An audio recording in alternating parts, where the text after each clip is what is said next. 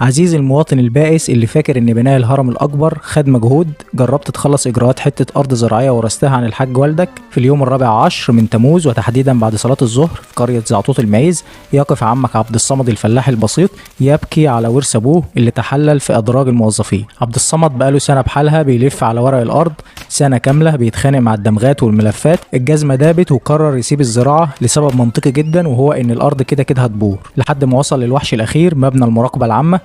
عبد الصمد دخل لقى كائن موظف قاعد تحت بير السلم في ضلمه حالكه، تحس انه بيحضر ارواح، اسمه كابتن سيد رشوه. عبد الصمد بحسن نيه فطريه يساله: اروح بالورق ده فين يا بيه؟ سيد رشوه بص له باستظراف تاريخي وقال له: الورق ده تطلع بيه على صاله 3 في مطار القاهره الدولي، وبعدين تفوت علينا بعد شهر او تقف هنا على رجل واحده 3 ساعات. وكل ده ليه؟ علشان الفلاح المسكين يطلع اي مصلحه يفدي بها نفسه، بس عبد الصمد على نياته ومش فاهم لغه عزبه المحنكين. فسيد رشوه جابه من لياقته ووشوشه في ودنه بصوت خافت: روح هات لي علبه سجاير ملبور احمر من اللي عليها صوره الوليه الحامل وتعال. عبد الصمد جاب السجاير، فسيد قال له: اطلع بقى الدور ال 588 ادفع الرسوم في الخزنه، وطبعا الاسانسير مش شغال عشان بيتبخر النهارده بعودين بخور. عبد الصمد طلع بيهنج ومقطع نفسه، دخل المكتب لقى مدام اعتماد قاعده بتفصص بسله، وجنبها عم شوقي راجل كباره كده قاعد معاهم في المكتب بقاله 3 شهور مستني ورق المعاش يخلص. عبد الصمد برضه على نياته وبيقول لها بحسن نيه: الخزنه فين يا هانم علشان ادفع؟ قامت رد ببرود يسقع قاره: شطبنا يا استاذ، الخزنه قفلت والست اللي ماسكاها روحت